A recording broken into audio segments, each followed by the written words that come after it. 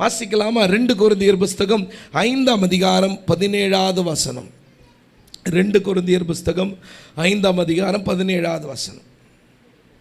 இப்படி இருக்க ஒருவன் கிறிஸ்துவுக்குள் இருந்தால் புது சிருஷ்டியாய் இருக்கிறான், பழையவைகள் ஒழிந்து போயின, எல்லாம் புதிதாகின. கை வச்சு சொல்லுங்க, எல்லாம் புதிதாயின. சத்தமா சொல்லுங்க, எல்லாம் புதிதாயின. அல்லேலூயா. எல்லாருக்குமே ஆசை தான். புதுசு அப்படின்னானே ரொம்ப சந்தோஷம். ஸ்கூல் திறக்க போகிறாங்க, இந்த பசங்க முதல் நாள் போகும்போது பண்ணுற அலப்பறை இருக்குது பாருங்க, எல்லாமே புதுசாக இருக்கணும். பேக்லேருந்து நோட்டுலேருந்து அந்த பென்சிலு அந்த ஷார்ப்பனர் முதற்கொண்டு எல்லாம் எப்படி தான் இருக்கணும்? சத்தமாக சொல்லுங்களேன், புதுசாக தான் இருக்கணும். ஒரு புது பேக்கோ டிஃபன் பாக்ஸோ ஏதாவது போயிருச்சுன்னா அந்த மூஞ்சை பார்த்தீங்கன்னா ஒரு மாதிரி தூக்கி வச்சுக்கும். எனக்கு மட்டும் பழசாக கொண்டு போகிறேனே, அது இன்னும் ஒரு வாரத்தில் பழசாயிடும், அது வேற கதை. எல்லாரோட வாழ்க்கையிலுமே யாருமே பழசை விரும்புறதில்ல, எல்லாருமே எதை தான் விரும்புகிறோம்? புதுசை தான் விரும்புகிறோம். இந்த வசனம் சொல்லுது, இப்படி இருக்க ஒருவன் கிறிஸ்துவுக்குள் இருந்தால் அவன் எப்படி இருக்கிறான்? புது சிருஷ்டியாக இருக்கிறான், பழையவைகள் ஒழிந்து போயின. இப்போ எல்லாமே புதுசாக எதிர்பார்க்கிறோம், ஆனால் நாம் மட்டும் எப்படி தான் இருக்கிறோம்? பழசாக தான் இருக்கிறோம். உங்களுக்கு ஒன்று தெரியுமா? நம்ம மேலே ஆண்டவர் வைக்கிற கிருபை ஒரு நாளும் புதிய கிருபை தான். ஒரு அலையிலே சொல்லலாமா? நம்ம சுவாசிக்கிற காற்று புதுசு தான், எல்லாமே புதுசாக தான் இருக்குது. சாப்பிட்ற சாப்பாட்டிலேருந்து தண்ணியிலேருந்து எல்லாமே ஃப்ரெஷ்ஷாக இருக்கணும். அதுவும் சில பேருக்கு சாப்பாடு ராத்திரி 11 மணிக்கு வந்தால் கூட வீட்டில் எப்படி இருக்கணும்? சாப்பாடு சூடாக இருக்கணும், இல்லைன்னா அவங்க சூடாகிடுவாங்க. ஆனால் அவங்க வாழ்க்கை மட்டும் எப்படி இருக்குன்னா பழசாகவே இருக்குது. என்னைக்காவது யோசித்து பார்த்துருக்கீங்களா?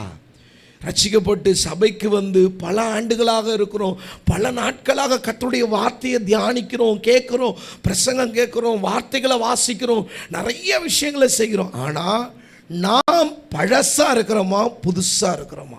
இதுதான் பிரச்சனை. ஏன்னா தேவன் இந்த உலகத்தில் ஒவ்வொரு காரியத்தையும் மாற்றணும், ஏதாவது ஒரு மாற்றத்தை கொண்டு வரணும் ஆண்டவர் விரும்புகிறார். நான் ஒவ்வொரு வருஷமும் இந்த விபிஎஸ்ஸை ஆரம்பிக்கும் போதெல்லாம் என் மனசுக்கு ஒரே ஒரு கேள்வி என்னென்னா, பணமோ பொருளோ இல்லை, ஒன்று ஆண்டவர் என்ன செய்ய போகிறார்? அல்லேலூயா. கடந்த வாரத்தில் எங்களுடைய விபிஎஸ்ஸோடைய தேங்க்ஸ் கிவிங் ப்ரேயர் நேரில் நடத்த முடியல, ஆனால் ஆன்லைனில் தான் நடத்தணும். அப்போ வந்த டைரக்டர்ஸ் எல்லாருமே சாட்சி சொன்னாங்க. என்னென்னா, அந்த வார்த்தை, இந்த வருஷம் எங்களுடைய தலைப்பு வந்து மீண்டும் ஒரு வாய்ப்பு. உண்மையாக அந்த தலைப்பு கேட்கும்போது நான் ஆரம்பத்தில் எல்லாரும் யோசிச்சாங்க, என்ன அண்ணா இப்படி ஒரு தலைப்பு எடுத்திருக்காங்களே அப்படின்னு. ஆனால் அதுக்கப்புறம் தான் தெரிஞ்சது, இல்லை எனக்கே ஒரு மீண்டும் ஒரு வாய்ப்பாக தான் இருக்குது. அல்லேலூயா. சத்தமாக சொல்லாமே. அதாவது ஏன்னா ஒரு ஒரு ஒரு ஒரு ஒரு விஷயத்தை தேவன் செய்ய போகிறார் அப்படின்னா அங்கே ஒரு பெரிய மாற்றத்தை கர்த்தர் உண்டு பண்ண விரும்புகிறார். அல்லேலூயா. ஏதோ வந்தோம், சபைக்கு வந்தோம், வார்த்தையை கேட்டோம், போனோம், அப்படி இல்லை. நம்ம வாழ்க்கையில் ஏதாவது ஒரு மாறி இருக்கணும். நான் இத்தனை வருஷமாக ஆலயத்துக்கு வரேன், என் லைஃப்பில் ஏதாவது சேஞ்சஸ் இருக்கணும். நான் போன மாதத்தில் இதெல்லாம் குறித்து ஆயத்தம் பண்ணும்போது விபிஎஸ்க்கு ரெடி ஆகும்போது நான் அதிகமாக ஆராய்ந்து பார்ப்பேன். ஏன்னா யாருமே பூரணர்கள் அல்ல, நாம் பூரணராக இருக்கும்படி அழைக்கப்பட்டிருக்கிறோம். அல்லேலூயா. ஸோ அப்போ என்கிட்ட ஒரு சின்ன ப்ராப்ளம், இந்த காஃபி டீ பிரச்சனை. ஏன்னா நான் நிறைய ட்ராவல் பண்ணுவேன், நிறைய ஊர் போவேன், எல்லா ஊருக்கும் கட்டாயம் எல்லா இடத்துக்கு போனோன்னே உடனே ஒரு காஃபி டீ கொடுப்பாங்க. தனியாக போனாலும் எங்கேனாலும் கடையில் இருந்து குடிக்கிறது. அது ஒரு சின்ன கால்குலேஷன் போட்டு பார்த்தேன், எப்பா டீ காஃபி ரேட்டு பயங்கரமாகுது. சில இடங்கள்லாம் 10 ரூபா 20 ரூபா, சில இடம்லாம் போனால் 30 ரூபா 40 ரூபா 50 ரூபாய்க்கு மேலாம் போகுது. அப்படி கணக்கு பார்த்தா அது எங்கேயோ போச்சு. அதெல்லாம் பார்த்தேன், இது ஒன்றும் பெரிய வித்தியாசமாக தெரியல, இதை விடணும்னு தோணுச்சு. ஏன்னா மிஷினரிகள் பற்றி நான் நிறைய படிச்சிருக்கேன். எப்படி மிஷினரிகள் காலங்களில் இந்த தேசத்தில் நிறைய ஊழியங்களை செய்தாங்கன்னா, அவங்களுடைய அன்றாட செலவுகள், அன்றாட பயன்பாடுகிற ஒவ்வொரு உணவு, உடைகள், பழக்க வழக்கங்கள், இதை தியாகம் பண்ணி அந்த காசை மிச்சம் பண்ணி அந்த காசை அனுப்பி தான் இந்த தேசத்தில் அநேக ஊழியங்களை செய்திருக்கிறார்கள். அல்லேலூயா. தியாகம் இல்லாமல் கிறிஸ்தவம் இல்லை. ஆமென். இன்னைக்கு நிறைய பேர் நினைக்கிறதோடைய கருத்தே தவறாகவே இருக்குது. அப்போ தான் புரிஞ்சுக்கினேன், இல்லை இந்த மாதத்தில் நான் ஏதாவது ஒரு எடுக்கணும்னு பார்த்தேன். கடந்த ஒரு மாதமாக டீ காஃபிக்கு ஒரு குட் பாய் சொல்லியாச்சு. ஒரு அலையிலே சொல்ல மாட்டேறீங்களே, அலையிலோயா. எனக்கு அது ரொம்ப சோதனையான விஷயம். ஏன்னா எங்கே போனாலும் கம்பல்சரி முதல் டீ வந்துடும், காஃபி வந்துடும். ஆனால் இந்த முறை பல்ல கடிச்சிட்டு எப்படி ஏசப்பா கிருபையில் பல போராட்டத்துக்கு முதல் ஒரு மாதம், இன்னைக்கு காலையில் வரும்போது தான் யோசிச்சேன், ஒரு மாதம் வெற்றிகரமாக. அதுவும் இங்கே ஒரு காஃபி கடை இருக்குது இந்த கார்னரில். இந்த மார்னிங் ப்ரேயர் 5:30 வரும்போது காலையில் அக்கா காஃபி இல்லைன்னா ரிட்டர்ன் போகும்போது அங்கே நின்று ஒரு காஃபி குடிச்சிட்டு தான் போகணும். ஸ்கூல் டைம் ஆயிடுச்சு, பிள்ளைங்களை கொண்டு போய் விடணும். ஆனாலும் ஒரு நிமிஷம் நின்று அந்த காஃபி குடிச்சிட்டு போயிடுவேன். ஆனால் இப்போ அந்த பக்கம் தாண்டும் போது யோசித்தேன், உனக்கு கடைக்கு ஒரு குட் பாய், இனி நோ காஃபி நோ டீ. ஒரு அலையிலே சொல்ல மாட்டேங்கல. சில விஷயங்கள் மாறணும். மாற்றமே இல்லாமல் வாழ்ந்தால் அது வாழ்க்கையே கிடையாது. நான் கிறிஸ்தவன், சபைக்கு வரேன், என் வாழ்க்கையில் ஏதாவது மாறி இருக்கணும். நான் அப்படியே வரேன் அப்படியே போகிறேன் அப்படின்னா நோ சேஞ்சஸ், ஒரு மாற்றம் இல்லை. Maybe I can be Christian, நான் கிறிஸ்தவன்ற பேர் இருக்கலாம், பட் நான் கிறிஸ்துவை உடையவனா இல்லை. இந்த வசனம் சொல்லுது, இப்படி ஒருவன் கிறிஸ்துவுக்குள் இருந்தால் அவன் புது சிருஷ்டியாக இருக்கணும். He want to be a new creation. ஒரு மாற்றம் இருக்கணும். அதே சண்டை சச்சரவு, அதே கெட்ட வார்த்தை, அதே கோபம், அதே எரிச்சல், அதே பிடிவாதம், அதே வாக்குவாதம், அதே சண்டை, அதே பழைய மனுஷன். இவனை புதைச்சா என்ன, எரிச்சா என்ன ஒன்றுமே இல்லையே. Same Christian life. பல ஆண்டுகளாக வருகிறோம்.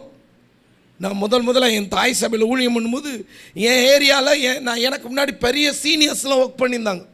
அவங்களுக்கு சவாலே யாருன்னா புதுசாக வர்றவங்களோ இல்லை எதிர்ப்பாளர்களோ அவங்களாம் கிடையாது. இந்த பழைய ஆட்கள். நாங்கள் அந்த காலத்திலேருந்து அது எங்கள் பாஸ்டர் சபை ஆரம்பிக்கும் போது ஒரு 7 பேர் இருந்தாங்க. ஐயோ, அந்த 7 குடும்பத்தில் ஒரு குடும்பம் என் ஏரியாவில் இருந்தது.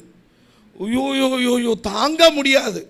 எந்த ஒரு கூட்டம் வந்தாலும் நாங்கள்லாம் அந்த காலத்தில் அப்படின்னு ஆரம்பிப்பாங்க. ஸ்தோத்திரம் ஆண்டவரே, என் ஆவியை பாதுகாத்து கொள்ளும் ஆண்டவரே. ஆனால் அப்படி சொல்லுவாங்களே தவிர அவங்களோட வாழ்க்கையில் ஒரு மாற்றம் கூட இருக்காது. ஒரு பேசிக்காக ஒரு புதுசாக வந்த, ஒரு ரட்சிக்கப்பட்டு புதுசாக சபைக்கு வந்த ஒரு விசுவாசிக்கிட்ட இருக்கிற ஒரு மாற்றம் கூட பல ஆண்டுகளாக இருப்பாங்க, அவங்கக்கிட்ட எதுவுமே இருக்காது. எல்லாம் அப்படியே பழசாகவே இருக்கும். ஆனால் வசனம் சொல்கிறது, பழையவைகள் ஒழிந்து போயின, எல்லாம் புதிதாயின. அல்லேலூயா. இந்த ஜூன் மாதத்தில் உண்மையாகவே கர்த்தருடைய மகிமை உங்கள் மேலே வெளியரங்கமாகணும்னா உங்கள் வாழ்க்கையில் கர்த்தருடைய மாற்றம், ஆண்டவர் எதிர்பார்க்குற மாற்றம். ஏன்னா வார்த்தையை கேட்கறத விட வார்த்தையை உட்கொள்ளுகிறது அவசியம். தட்டில் சோறு போட்டு வைக்கிறாங்க, பார்த்துனே இருக்கிறதுலே எடுத்து சாப்பிட்றோமே, பலனடையுது, பசியாருது. வார்த்தையும் அப்படிதான். வசனத்தை கேட்க கேட்க உள்ள மாற்றம் வரணும். இத்தனை வருஷமாக வருகிறேன், ஏதாவது சேஞ்சஸ் வந்திருக்கா? என் பழைய ஜீவியத்தில் பழைய ஃபோட்டோலாம் எடுத்து பார்த்தா இன்றைக்கி யோசிப்பேன். ரட்சிக்கப்படுறதுக்கு முன்னாடி வாய் பேசவே பேசாது, கை தான் பேசும். இன்றைக்கி அடி வாங்கி சுவிசேஷம் சொல்கிற அளவுக்கு கர்த்தர் என்னை மாற்றி இருக்கிறார். அல்லேலூயா. போன வாரம் மதுராந்தகம் கிட்ட ஒரு தெரு பிரசங்கம். நான் எப்போதுமே எங்கன்னா ஊழியத்துக்கு போனால் சில அடையாளத்தோடு தான் போவேன். ஒன்று கரண்ட்டு போகணும், இல்லைன்னா இல்லை மழை வரணும். அதுதான் என்னுடைய அடையாளம். கரெக்டாக அன்றைக்கி போகிறேன், அந்த ஸ்பீக்கர் அவுட். ரொம்ப சந்தோஷம். ஏன்னா தெரு பிரசங்கத்தில் எனக்கு ரொம்ப உதவியாக இருக்குது என் தொண்டை தான். அங்கே சபை பாஸ்டர்ஸ் எல்லாரும், ஐயா சாரி ஐயா, ஏதோ பிரச்சனை ஆயிடுச்சு, என்னாச்சுன்னு தெரியல. புது ஸ்பீக்கர், நான் தான் அதை வாங்கியே கொடுத்தது. ஆனால் அது திடீர்னு என்ன ஆச்சுன்னு தெரியல, அது போயிடுச்சு. சரி பரவாயில்ல, ஸ்பீக்கர் கூட நம்மளை காலம் வருது இல்லை, கை கொடுக்குது. நல்ல தெரு பிரசங்கம், நல்ல பாட்டு பாடி நல்ல தெருவாக போய் பேசும்போது கொஞ்சம் அங்கங்கே ஒரு மாதிரியாக தான் சூழ்நிலை இருந்தது. ஆனாலும் அந்த பழைய தெரு பிரசங்கங்களை யோசிச்சு பார்த்தேன். இன்னைக்கு மைக் இருந்ததா? அன்னைக்கு இல்லையே. அன்னைக்கு பேச வச்ச ஆண்டவர் இன்னைக்கும் பேச வைப்பார். ஆமென். அல்லேலூயா.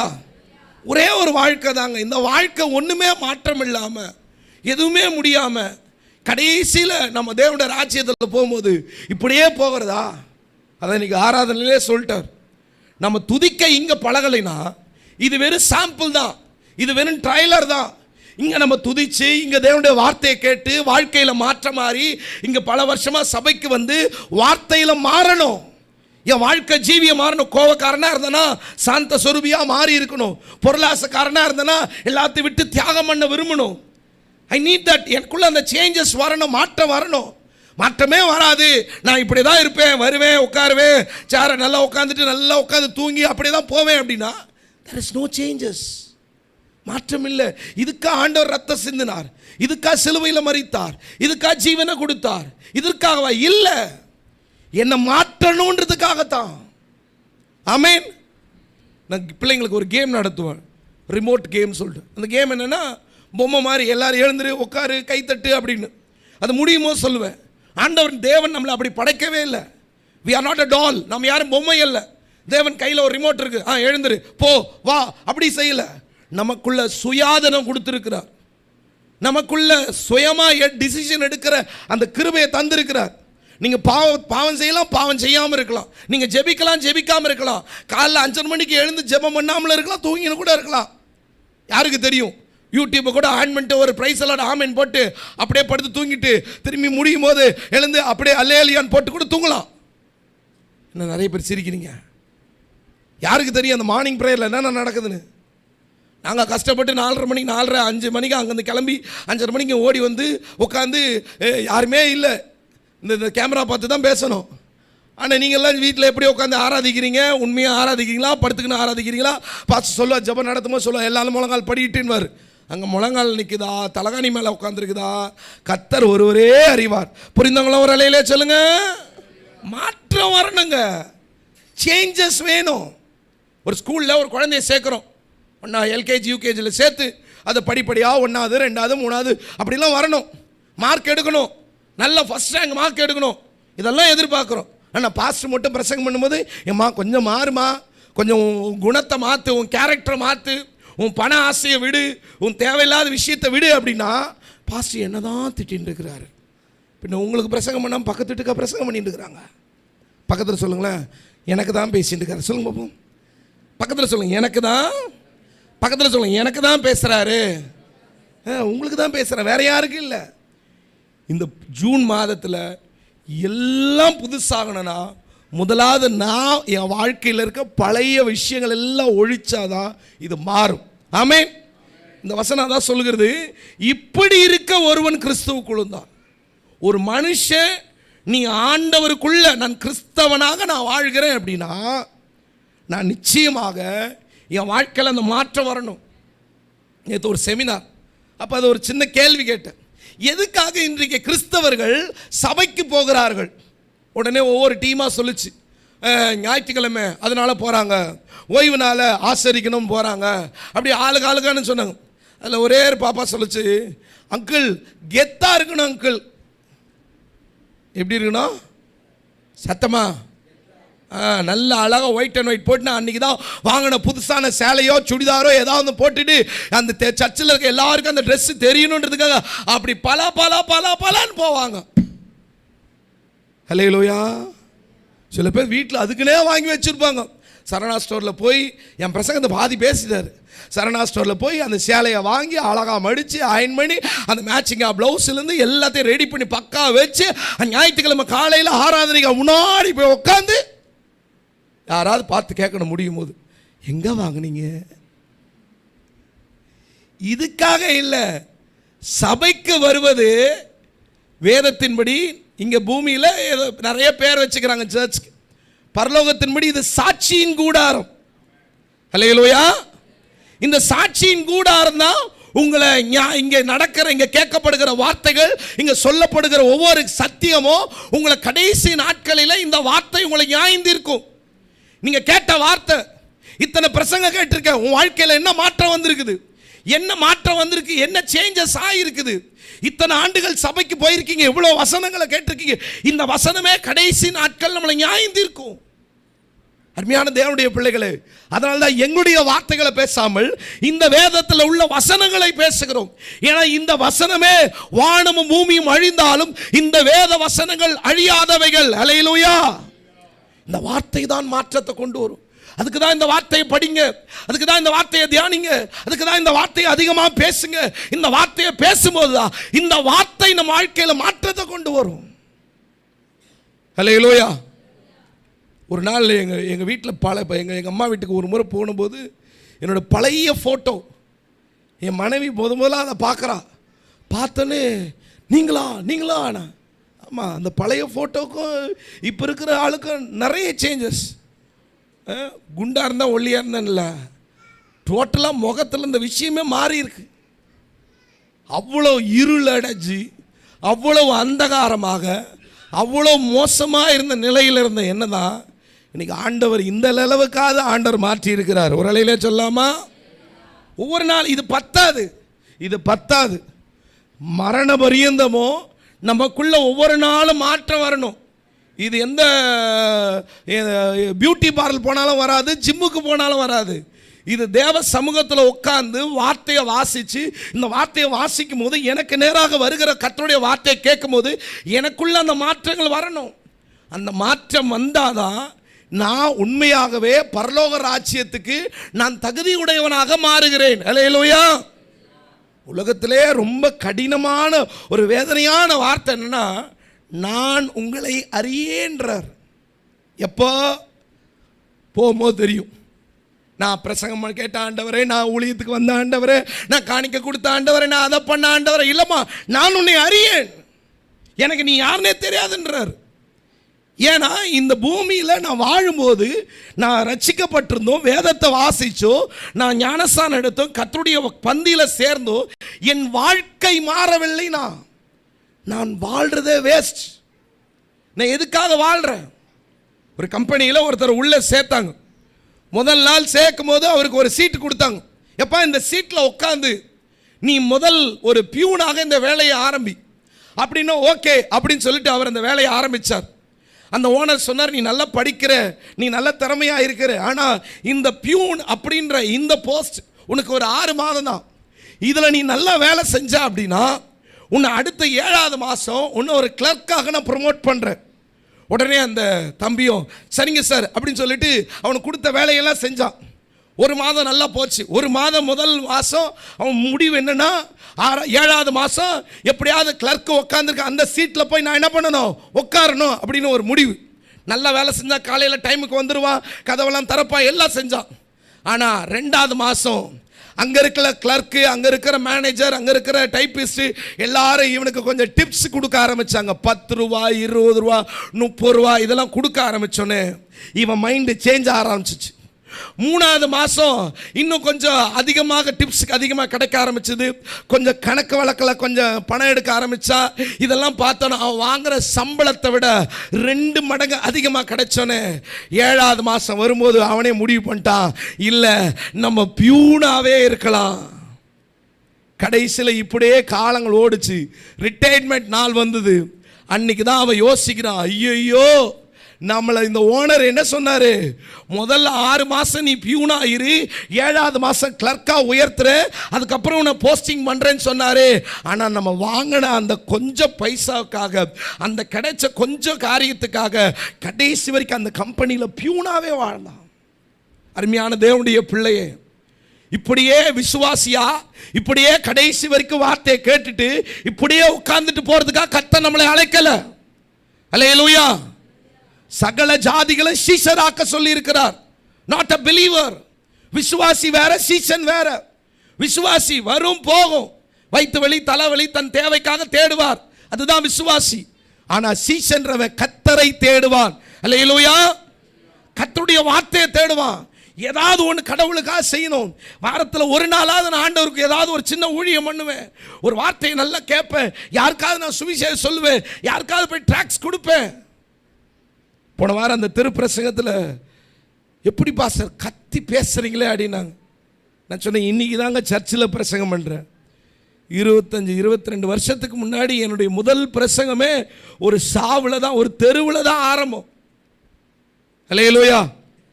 I started my life in street. தெருவில் தான் என்னோட பிரசங்கம். பஸ்ஸில் என்ன பேசுவேன், ஆண்டவரும் இரட்சகர் மீட்பருமாக இயேசுவின் நாமத்தில் அன்பின் வாழ்த்துக்கள், இப்பவும் பேசுவேன். அது வேறு மாதிரி பேசுவேன். அது பேசுகிற என்கிட்ட மாற்றவங்களுக்கு புரியும். நான் அதிகமாக ஃப்ளைட்டு ட்ரெயின் எதில் ட்ராவல் பண்ணாலும் நான் ஜோம் பண்ணுற ஒரு விஷயம், என் பக்கத்தில் உட்கார்றவனுக்கு இன்றைக்கி ரட்சிப்பின் பயணமாக இருக்கணும். ஒரு அலையிலே சொல்ல மாட்டேங்களே. இதில் எனக்கு ரொம்ப பிடிச்சது ஃப்ளைட்டு தான். ஏன் சொல்லுங்கள், ட்ரெயின் கூட வேறு சீட்டு மாறி உட்காந்துடலாம், பஸ்ஸு கூட வேறு சீட்டு, ஐயோ தொல்லை தாங்க முடியலன்னு. ஆனால் ஃப்ளைட்டு மட்டும் இறங்க முடியாது. நம்ம வாழ்க்கையில் கடவுள் நிறைய வாய்ப்பு கொடுத்துருக்காருங்க, நிறைய தருணங்களை கொடுத்துருக்கிறார். எங்கள் கேர்சலில் ஒரு பாட்டி வருவாங்க. அந்த பாட்டி வாரம் சாட்சி சொல்லுவாங்க. நான் ஒரு நாள் கேட்டேன், பாட்டி உங்களுக்கு பைபிள் படிக்க வராது, உங்களுக்கு ஜெபம் பண்ண தெரியாதுன்றீங்க, ஆனால் வாரம் சாட்சி. என்ன சாட்சி? இந்த வயிற்று வலி தலைவலி சாட்சியெல்லாம் கிடையாது, எனக்கு ஒரு ஆத்மா கொடுத்தாரு. ஒரு அலையில சொல்லலாமா? வாரம் சாட்சி சொல்லுவாங்க. இந்த வாரம் நான் ஜெபம் பண்ண, ஆண்டவரே எனக்கு ஒரு ஆத்மா. அந்த பாட்டி என்ன வேலை செய்கிறாங்கன்னா, காய்கறி விற்கிறாங்க. அந்த காய்கறி கூடையில், நான் சொல்லுது ஒரு 20 வருஷம் பேக், அந்த காய்கறி கூடையில் ட்ராக்ஸ் வச்சுருப்பாங்க. ஒவ்வொரு வீடாக போய் காய்கறி விற்கும் போது யாராவது சோகமாக இருந்தாங்களா, ஏமா சோகமாக இருக்கிற, உடனே அவங்க பிரச்சனையை சொன்னேன், இந்த இதை படி, இயேசுவின் ரத்தம் ஜெயன்னு சொல்லு, உனக்கு சரியாயிடும். 2ஆம் நாள் அந்த பக்கம் போகும்போது சொல்லுவாங்களாம், பாட்டி நீ சொன்ன மாதிரியே இயேசுவின் ரத்தம் ஜெயன்னு சொன்ன, அதை படிச்ச எனக்கு ரொம்ப சந்தோஷம். கையை தட்ட மாட்டீங்களே. அல்லேலூயா. பெரிய மேடை வேணாங்க, பெரிய இதெல்லாம் வேணாங்க. உங்களுக்கு கிடைக்கிற ஒரு சின்ன வாய்ப்பு, ஒரு சின்ன மாற்றம், ஒன்றும் இல்லை. உங்கள் இருக்கிற ஏரியாக்களில் உங்கள் கேரக்டர் மாறினாவே, உங்களோட கோபமோ உங்களுடைய பொருளாசைகளோ உங்ககிட்ட இருக்கிற ஏதோ ஒரு மைனஸ், அது தேவனுக்கு மகிமையாக மாறினாவே அதுவே மிகப்பெரிய சுவிசேஷம். அல்லேலூயா. அதான் உண்மை. இன்னைக்கு நம்ம கிட்ட அந்த மாற்றம் வராதான் பிரச்சனை.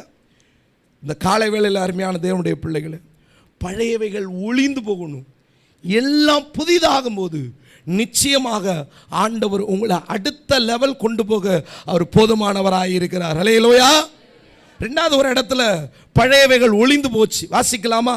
ஆதியாமத்தின் புஸ்தகம் 26ஆம் அதிகாரம் 22வது வசனத்தை வாசிக்கிறீங்களா? ஆதியாமத்தின் புஸ்தகம் 26ஆம் அதிகாரம் 22வது வசனம். பின்பு அவ்விடம் விட்டு பெயர்ந்து போய் வேறொரு துறவை வெட்டினான். அதை குறித்து அவர்கள் வாக்குவாதம் பண்ணவில்லை.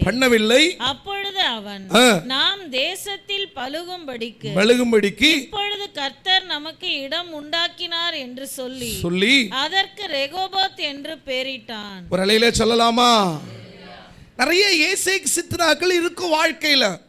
நான் சொல்ல மாட்டேன், நீங்கள் கிறிஸ்டின் ஆகிட்டீங்கன்னா, நீங்கள் இயேசுவை ஏற்றுக்கினீங்கன்னா உங்களுக்கு ஒரு பிரச்சனையும் வராப்புல சொல்ல மாட்டேன். ஊரில் இருக்க எல்லா பிரச்சனையும் வரும், ஆனால் அந்த பிரச்சனையை விட கர்த்தர் உங்களோடு இருப்பார். அல்லேலூயா. அதான் உண்மை, அதான் உண்மை. என் கூட தேவன் இருப்பாருங்க. பணம் இல்லாமல் இருக்கலாங்க. எனக்கு நல்ல ஞாபகம் இருக்குது. 2000 டிசம்பர் மாதம் 25ஆம் தேதி காலையில் ஞானஸ்தானம் எடுக்கிறேன். அதுக்கு முன்னாடியே எனக்கு கிளாஸ் எல்லாம் நடத்தினாங்க. அந்த கிளாஸில் எனக்கு என்ன பேசுனாங்கன்னா, அது மெயினாக அந்த ஞானஸ்தானம் தொட்டி பக்கத்தில் நிற்க வச்சு எங்கள் பாஸ்டர் சொல்கிறார், தம்பி ஞானஸ்தானம் எடுக்கிற சந்தோஷம், ஆனால் இன்னையிலேருந்து உனக்கு என்ன வரும்? பிரச்சனை வரும். என்ன எல்லாருமே பார்க்குறீங்க? நானும் நினச்சேன் ஏதோ கார் பங்களா தருவார், ஆண்டவர் வீடு ஆசீர்வதிப்பார்னு பார்த்தா, இல்லை தம்பி இன்னையிலேருந்து உன் பிரச்சனை ஸ்டார்ட் ஆகும், ஆனாலும் ஆண்டவர் விட்டு விடாத, தைரியமாக வைராக்கியமாக கர்த்தரை பிடிச்சிக்கோ அப்படின்னாங்க. உண்மையாக தான் நடந்தது. 5000 ரூபாய் சம்பளத்தில் இருந்தேன். ஞானஸ்தானம் எடுத்தேன்னா அடுத்த மாதத்தோடு வேலை போச்சு. 1500 வந்து நின்ட்டேன். ஒரு அலையில சொல்ல மாட்டேங்கல. ஏன்னா இங்கே நிறைய பேருக்கு ஆசீர்வாதம் அப்படின்னா ஏதோ பணம் கொட்டுன்றாங்க. இல்லை 5000 ரூபாய் சம்பாதிக்கும் போது இல்லாத நிம்மதியை 1500 கர்த்தர் கொடுத்தார். கைத்தட்டி ஆண்டவர் நன்றி சொல்வோம். அல்லேலூயா. 5000 ரூபாய் வீட்டுக்கு வராதுங்க. மெடிக்கல் ஷாப்புக்கு போவோங்க. எங்கள் அம்மாவுக்கு உடம்பு சரியில்லை, வியாதி, பிரச்சனை, போராட்டம், வீட்டில் அரிசி இல்லை, பருப்பு இல்லை, இப்படியே போச்சு. ஆனால் 1500 வரும்போது அதை வீட்டில் வியாதி இல்லாமல் அம்மா சுகத்தோடு இருந்தார்கள். கைகளை தட்டி ஆண்டவர் நன்றி சொல்லலாம். வசனத்தை ஒழுங்கா படிக்கணும். கர்த்தரின் ஆசீர்வாதமே அதனோடு அவர் வேதனையை. ஆமா, அதான் உண்மை. ஏதோ எனக்கு 2 டிஜிட்ல இருந்தது, அது 4 டிஜிட் ஆச்சு. It is not a blessings. இது இல்லை. ஆசீர்வாதம்ன்றது கர்த்தர் கொடுத்த ரட்சிப்பு, கர்த்தர் கொடுத்த சமாதானம், கர்த்தர் கொடுத்த அந்த வார்த்தை தான் உண்மையான ஆசீர்வாதம். அல்லேலூயா. அப்போ இது பணம் காசு இதெல்லாம் அதெல்லாம் இலவசம். இட்லி தோசை வாங்கினா சட்னி சாம்பார் ஃப்ரீ. அல்லேலூயா. அந்த மாதிரி அதெல்லாம் பின்னாடி வர்றதுக்கு பின்னாடி தான் நம்ம ஓடின்னு இருக்கிறோம். அதான் வசனம் சொல்லுது, முதலாவது தேவனுடைய ராஜ்யத்தின் நீதியை தேடுங்க, அதை முதல் தேடுங்க, பின்பு இவைகளெல்லாம் கொடுக்கப்படும். எவைகள் என்று சொல்லப்படவில்லை. It's a blank check. எல்லாம் வரும். சுகம் வேணுமா வரும், விடுதலை வேணுமா வரும், எல்லாம் தருவார். பட் ஃபர்ஸ்ட் ஆண்டவரை சேவிக்கணும். இங்க எல்லாரும் ரெகோபோத்தை தேடுறோம், ஆனா அதுக்கு முன்னாடி ஏசேக் சித்னாக்களை விடணும். அவங்க அப்பா வெட்டின துறவெல்லாம் பழசெல்லாம் மூடி போச்சு. எதை எடுத்தாலும் அவனுங்க வந்து சண்டை போடுறானுங்க, எதை எடுத்தாலும் பிரச்சனை. எப்பொழுதுமே ஒரு தேவனுடைய பிள்ளைக்கு தெரியணும், ஒரு பிரச்சனையான இடமா, ஒரு சண்டையான விஷயமா, நீ ஒரு கர்த்தருடைய பிள்ளை, உன் சாட்சியை கெடுக்கிற எந்த இடத்துல இருக்காத. ஏசேக் சித்துனா வேண்டாம், வாக்குவாதத்துக்கு போகாத, சண்டைக்கு போகாத. ஒரு இடத்துல போகிறோம், ஒரு இடத்துல ஊழியம் செய்கிறோம், இல்லை வேலை செய்கிறோம், ஏதோ ஒன்று பண்ணுறோம், அந்த இடத்துல ஒரு பிரச்சனை வருதா, ஜெபம் பண்ணுங்க. ஆண்டவரே, இந்த இடத்த விட்டு நான் கடந்து போகணுமா, இந்த இடத்துல நான் மௌனமாக இருக்கணுமா, என்ன செய்யணும்? சி எக்ஸ்பீரியன்ஸ் ஸ்பிரிச்சுவல் ஆவிக்குரிய வாழ்க்கைன்றது ஏதோ ஒரு செய்தியை கேட்டோன்னு வந்துடாது. என் வாழ்க்கையில் அதை அபியாசப்படுத்தும் போது, ப்ராக்டிஸ் பண்ணும்போது தான் அந்த அனுபவத்துக்குள்ளே போக முடியும். எடுத்தோன்னு யாரும் சைக்கிள் ஓட்டலை, எடுத்தோன்னு யாரும் வாகனத்தை ஓட்டலை, பழகி கொள்ளுகிறார்கள். கொஞ்சம் கீழே விழுவோம், அடி விழும், விழும், 2-3 பொருள்லாம் உடையும், நல்லா நடக்கும். அப்புறமா தான் கொஞ்சம் தேறினவர்களாக மாற முடியும். அல்லேலூயா. நான் சைக்கிள் ஓட்ட கற்றுக்கும் போது இந்த இந்த இந்த கல் டயர்னு வாங்க, அப்படி நல்லா ஸ்ட்ராங்காக இருக்கும். இந்த ஸ்டாண்டை போட்டுட்டு யாராவது கிளிப்பை நல்லா வேகமாக சுற்றிட்டு தட்டி விட்டேன்னா சல்லுன்னு அப்படியே போயிடுவேன். அப்படியே அழகாக சைக்கிள் ஓட்ட கற்றுக்கினேன். அப்பாடா, கீழே விழாமல் கற்றுக்கினேன்னு நினச்சேன். கடைசியில் கீழே விழுந்து ஒரே ஒரு அடிபட்டுச்சு. சரி பரவாயில்ல, சைக்கிள் உடைக்காமல் கற்றுக்கினேன்னு, அவ்வளோதான் முடிஞ்சுது. ஒரு கம்பெனியில் வேலைக்கு சேர்த்து விட்டுருந்தாங்க, பாலாஜி ஆஃப்செட்டில். அங்கே என்கிட்ட யாராவது சைக்கிள் கொடுக்க ரொம்ப யோசிப்பாங்க. ஏன்னு கேட்டால், போகும்போது அது சைக்கிளாக போகும், வரும்போது அது 2 டயர் மட்டும் தான் வரும். எதாவது உடச்சி போட்டுருவேன். அன்னையோடு அடுத்தவங்க சைக்கிளை எடுக்கக்கூடாதுன்ற ஒரு முடிவுக்கு வர ஆரம்பிச்சு. அப்படி தான் ஒன்று ஒன்றா எல்லாத்துலேயுமே லேர்னிங், அடி உத எல்லாத்துலேயுமே. அந்த ஆஃப்செட்டில் வேலை செய்யும்போது தான் உண்மையாகவே பணம்னா என்ன. ஏன்னா நாங்கள் வேலை செய்யும்போது நான் 10th முடித்ததோடு நாங்கள் சேர்த்து விட்ருக்காங்க. 10th முடித்து இன்னொரு வேலையை முடித்து அங்கே போய் சேர்ந்துருக்கேன். 18 வயசு கூட ஆகலை. ரொம்ப கஷ்டமான சூழ்நிலை.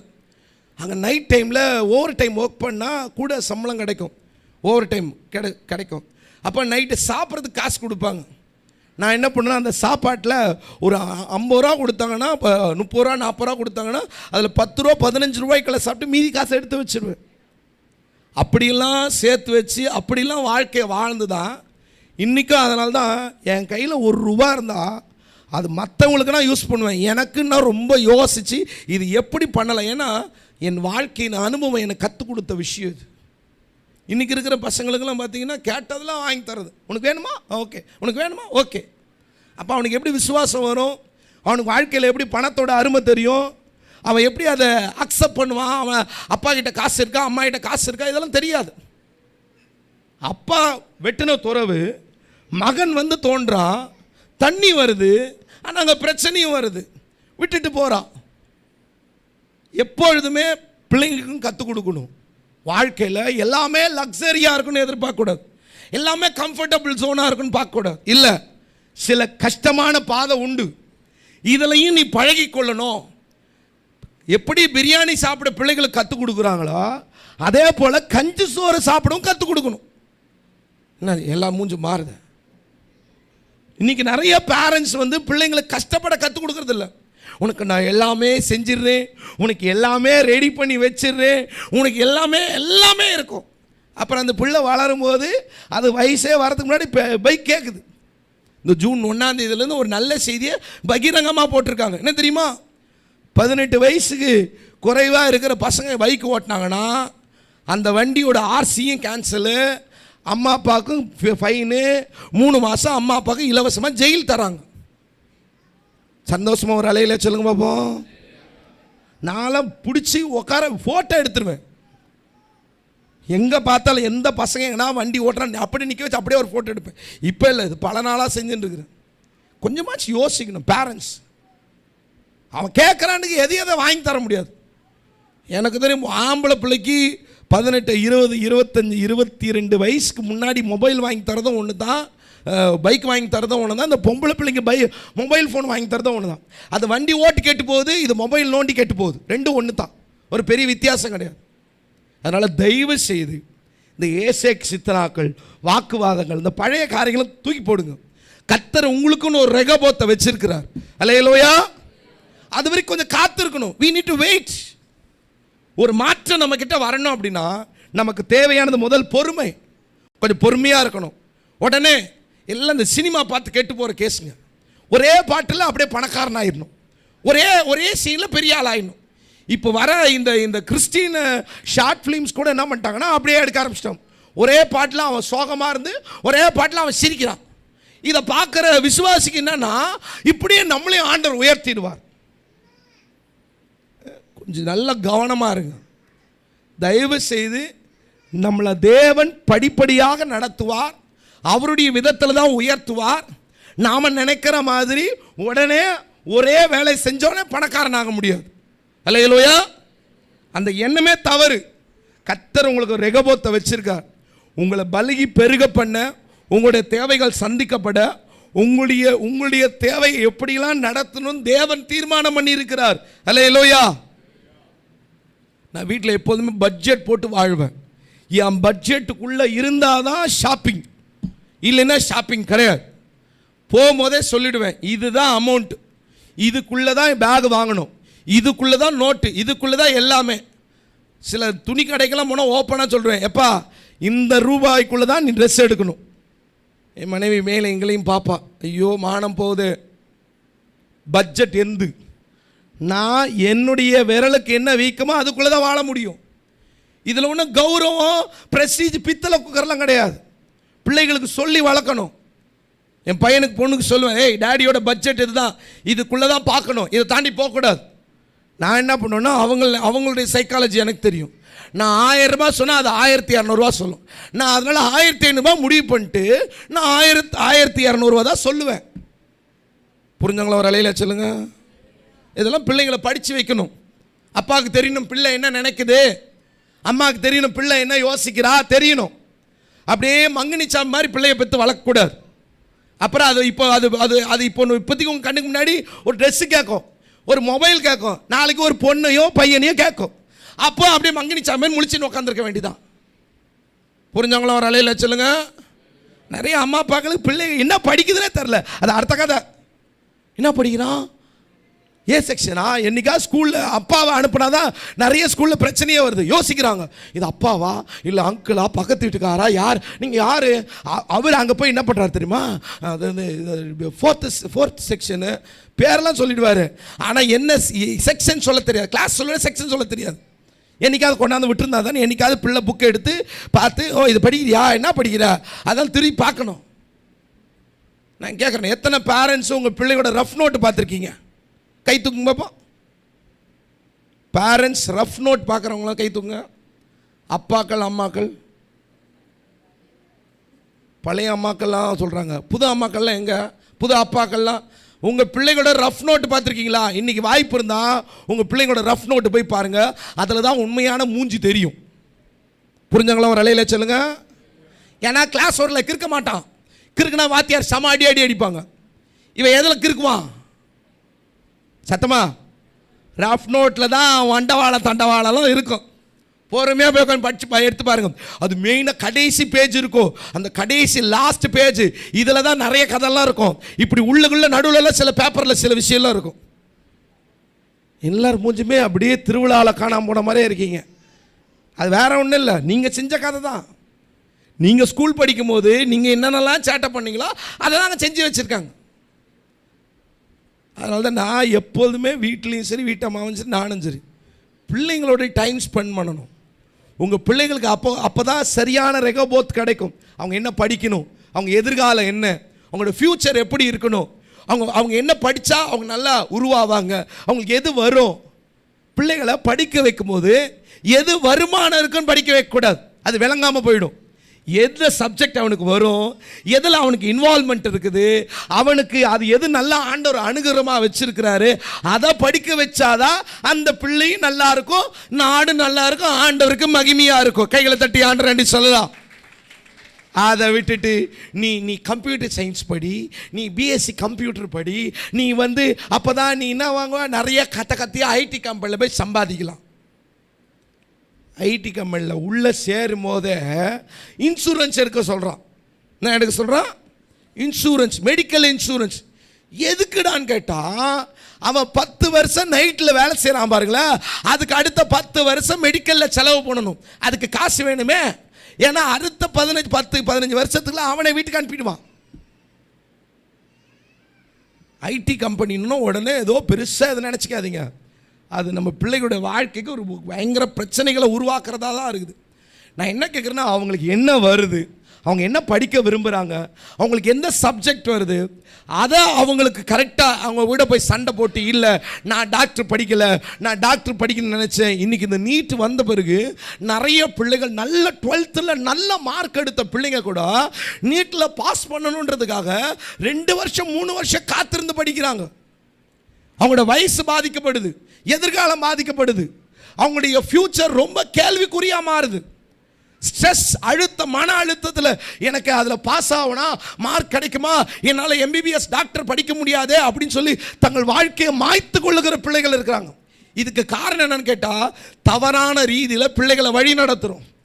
நீங்கள் விட்டுன துறவை தான் அவங்க திறக்கணும்னு அவசியம் இல்லையே. அவனுக்கு எது கடவுள் வச்சிருக்கிறார், தேவன் அவனுக்கு என்ன வச்சிருக்கிறார், அதை தான் அவன் எடுக்க முடியும், அதில் தான் அவன் வாழ முடியும். ஆமேன். சத்தமே இல்லை. உங்களுக்காக டிகிரி படிக்கணும், நீங்கள் போய் முதியோர் இல்லத்தில் சேர்ந்து டிகிரி படிச்சுங்க, கரெக்டாக இருக்கும். நிறைய பிள்ளைங்க என்கிட்ட வர கம்ப்ளைண்ட்டில் இது ஒரு பெரிய கம்ப்ளைண்ட். நான் ஏற்கனவே சொல்லியிருக்கேன். தெரிஞ்ச ஒரு தம்பி ஒரு டிகிரி முடித்து 2வது மாஸ்டர் டிகிரி முடித்து அப்புறமா கடைசியில் 2 டிகிரி முடித்து வெளியே வரும்போது அவங்க அம்மா அப்பா என்ன பண்ணிட்டாங்கன்னா SBIல எக்ஸாம் எழுதுன்ட்டாங்க. 1 வருஷம் 2 வருஷத்தில் 5 வருஷம் வாழ்க்கையே போச்சு. இன்னைக்கு கடைசியில் அவன் சம்பந்தமே இல்லாத இடத்துல போய் அவன் படித்த படிப்புக்கும் அவன் செய்கிற வேலைக்கு சம்பந்தம் கிடையாது. He lost his life. சொந்த பேரண்ட். இதில் என்ன திரும்ப கொடுமை, அந்த பேரண்ட் 2 பேருமே டீச்சர்ஸ். அதான் ரொம்ப வேதனையான விஷயம். டீச்சராக இருந்து கூட தன் பிள்ளையோட வாழ்க்கையை புரிந்து கொள்ள முடியல. அருமையான தேவனுடைய பிள்ளைகளே, இந்த காலை வேளையில் இந்த ஏசைக்கு சித்தனாக்களும் தூக்கி போடுங்க. இந்த வாக்குவாதம், சண்டை, பிரச்சனை, இந்த பழசெல்லாம் தூக்கி போடுங்க.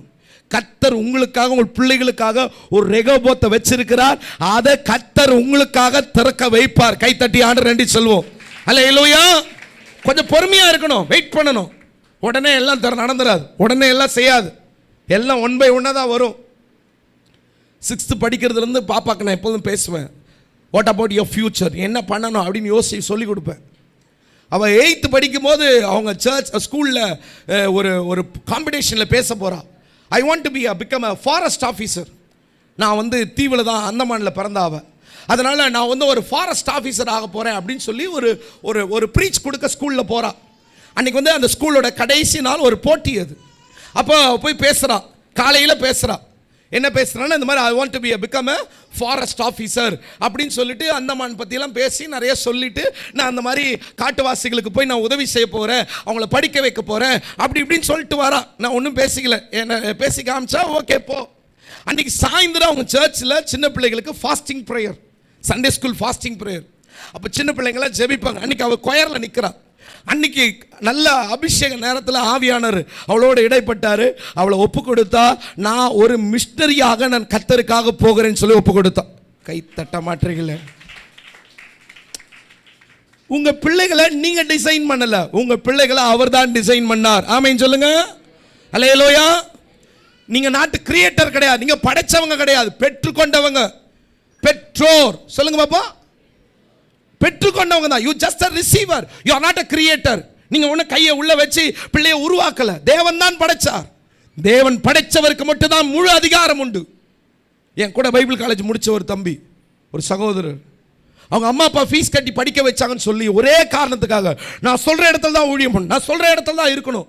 நான் எவ்வளோ முறை சொன்னேன், அம்மா அப்பா உங்க பிள்ளைக்கு நீங்க ஃபீஸ் கட்டி இருக்கலாம், ஆனா அவன் கர்த்தருடைய ஊழியக்காரன். கேட்கவே இல்லை, சம்பந்தமே எல்லா இடத்துக்கெல்லாம் அனுப்புனாங்க. இன்னைக்கு ஒரு கம்பெனியில் வேலை செஞ்சுட்டு இருக்கிறான், ஊழியம் செய்யல. ஆனால் அவனை நினைக்கும் போதெல்லாம் மனசுக்கு வேதனையாக இருக்கும். ஒரு பெற்றோர், உங்களுடைய பிள்ளை அல்ல, நீங்கள் வெறும் பெற்றுக்கொண்டவங்க. உங்கள் பிள்ளைகளை கர்த்தருக்கு நேராக ஒப்பு கொடுத்து கர்த்தருக்கு நேராக வளருங்க. நிச்சயமாக உங்கள் காலத்தில் உண்டாகிற பஞ்சம் போல வந்தாலும் அந்த பிள்ளைக்கு கர்த்தருடைய பயம் இருக்குன்னா அவன் எகிப்துக்கு போகாம கர்த்தர் சொல்லுகிற தேசத்துல இருந்து கர்த்தருக்கு முன்னாடி உத்தமமா நிற்பா. நிச்சயமா வாழ்க்கையில ஒரு ரெகோபோத்தை கட்டளையிடுவார். ஹல்லேலூயா. மூணாவது ஒருத்தரை வாசிக்கலாமா? லூக்கா எழுதின சுவிசேஷத்துல 5 முதல் 8 வசனம் வரைக்கும் வாசிக்கலாமா? லூக்கா 19 அதிகாரம் 5 8 வரைக்கும் வாசிக்கலாமா? இங்க ஒரு மனுஷனுடைய வாழ்க்கை அப்படியே மாறுகிறது. ஒரு பெரிய சேஞ்சஸ், ஒரு பெரிய மாற்றத்துக்குள்ளாக போகிறார். வாசிங்க பாப்போம். இயேசு அந்த இடத்தில் வந்தபோது அண்ணாந்து பார்த்து அவனை கண்டு சகேயுவே நீ சீக்கிரமாய் இறங்கி வா, இன்றைக்கு நான் உன் வீட்டிலே தங்க வேண்டும் என்றார். அவன் சீக்கிரமாய் இறங்கி சந்தோஷத்தோட அவரை அழைத்து கொண்டு போனான். அதை கண்ட யாவரும் இவர் பாவியான மனுஷனிடத்தில் போனார் என்று முறுமுறுத்தார்கள். Okay, good.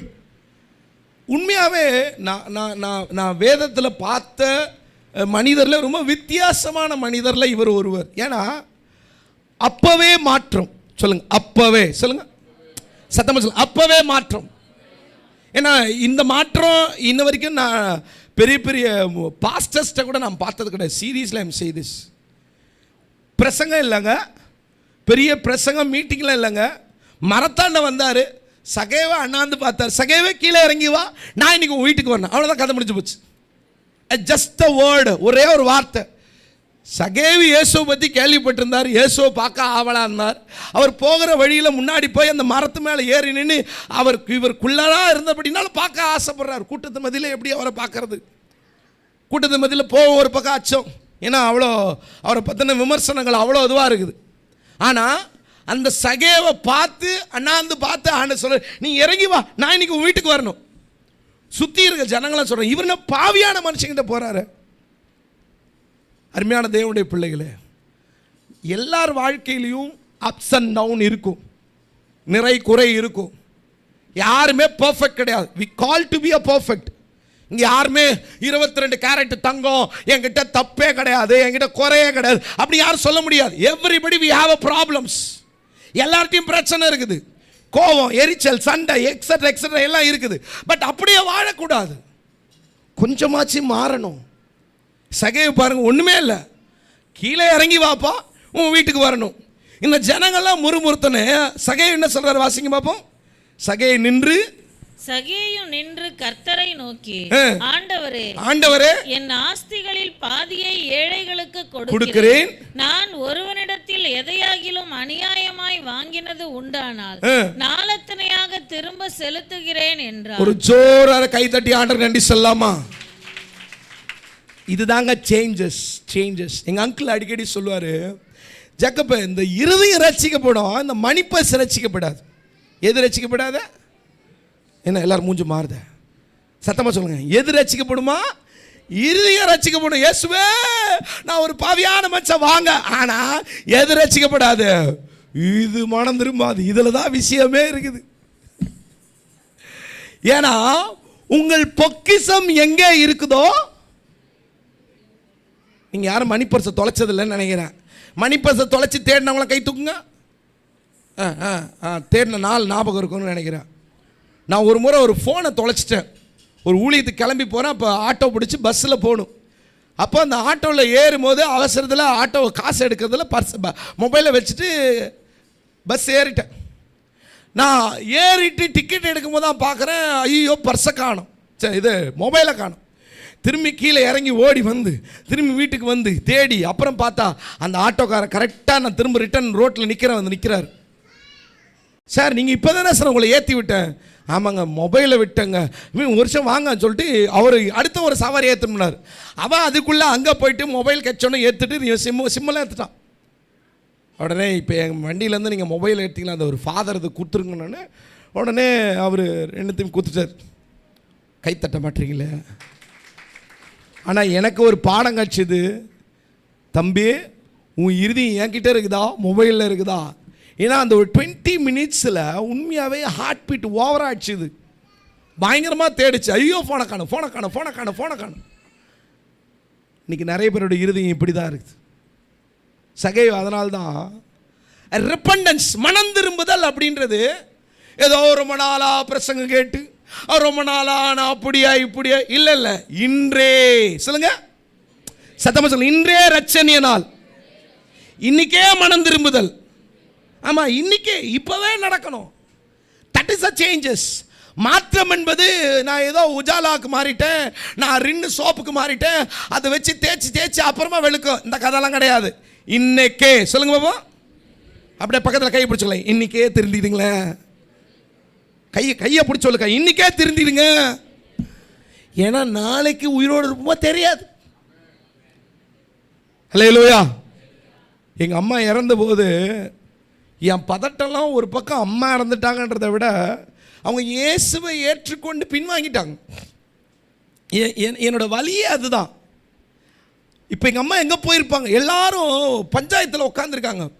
எங்கள் சித்தி வீட்டில் பெரிய பஞ்சாயத்து. என் மைண்டு மட்டும் பிளாங்காக இருக்குது. எங்கள் அம்மா என்ன ஆனாங்க ஆண்டவரே, உங்களுக்காக ஊழியம் செஞ்சேன், எங்கள் அம்மா இப்படி போயிட்டாங்களே, அப்படி பல விஷயம். ஆனாலும் எனக்கு ஒரே ஒரு வசனம் சொல்லி மட்டும் என்னை ஆண்டவர் ஆறுதல் படுத்தினார். என் மேன்மையை பெருக பண்ணி மறுபடியும் என்னை தேற்றுவீர் அப்படின்னு சொல்லி சங்கீதம் 71:21. அதுதான் இந்த வருஷத்தோட விபிஎஸோட கருப்பொருள் வசனம். சான்ஸ், நிறைய சந்தர்ப்பம் எங்கள் அம்மா கொடுத்தார் ஆண்டவர், நிறைய கொடுத்தார். எங்கள் அம்மாவுக்கு வியாதி சுகமாச்சு, அற்புதம் நடந்தது, கட்டுகள் வந்து உடைச்சார், ஏகப்பட்ட டெலிவரன்ஸ் ஆச்சு. ஆனால் அவங்க வாயில் என்ன வந்ததுன்னா, இயேசுவும் ஒரு தெய்வம்ட்டாங்க. இயேசுவும் தெய்வமா, இயேசுவே தெய்வமா? சத்தம் வரலையே, கேட்கல, சத்தமா சொல்லுங்க பாபா. இப்போ பிரச்சனை அதுதான். எங்க அம்மா இயேசுவும் ஒரு தெய்வம்ன்றதுனால அவங்க வாழ்க்கை வேற மாதிரி தான் போச்சு. கடைசியில் அன்றைக்கி ஹாஸ்பிட்டல் போய் மாத்திரை ஒன்று வாங்கிட்டு வரும்போது லாரி இடித்து அந்த ஸ்பாட்டில் வயிறு மேலே லாரி ஏறி அவங்க இறந்துட்டாங்க. என்னோட கடைசியாக எங்கள் அம்மா கிட்ட 2018 நவம்பர் மாதம் 14 காலையில் ஒரு 20 மினிட்ஸ் பேசினேன். அதுதான் நான் கடைசி எங்கள் அம்மா கூட ஃபோனில் பேசினது. சான்ஸ், நிறைய வாய்ப்புகள், எத்தனையோ பிரசங்கம் பண்ணியிருக்கேன், எத்தனையோ முறை பேசியிருக்கேன், எத்தனையோ முறை எவ்வளோ நாட்கள் ஜபம். தேவனுடைய பிள்ளைகளே, நாளைக்கு நம்ம இருப்போமா, நாளைக்கு என்ன நடக்கும் தெரியாது. இன்னைக்கு கர்த்தர் நம்மளுக்கு ஒரு வாய்ப்பு கொடுத்துருக்காருங்க. என்கிட்ட என்ன குறை இருக்கு, என்கிட்ட என்ன சரி, நம்மள பாவம் இல்லை என்று சொன்னால் நாமளே வஞ்சிக்கிறலா இருப்போம். வேதம் சொல்லுது, தன்னைத்தான் நிதானித்தாருங்க. செக் யோர் செல்ஃப், உங்களை செக் பண்ணுங்க.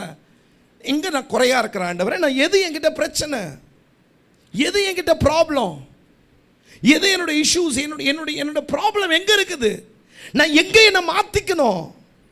எனக்கு பிரசங்கம் பண்றாங்க, வசனம் படிக்கிறேன், எனக்கு எப்படியோ கர்த்தருடைய வார்த்தை எனக்கு நிறைய முறை பேசுகிறார். இந்த வார்த்தை இது சரியில்லை, இது இப்படி பண்ணாத, இது உனக்கு தப்பு, இந்த வழி சரி கிடையாது, எத்தனையோ முறை பேசுறார். இங்கே சகைவிட்டு அப்படிலாம் பேசலைங்க.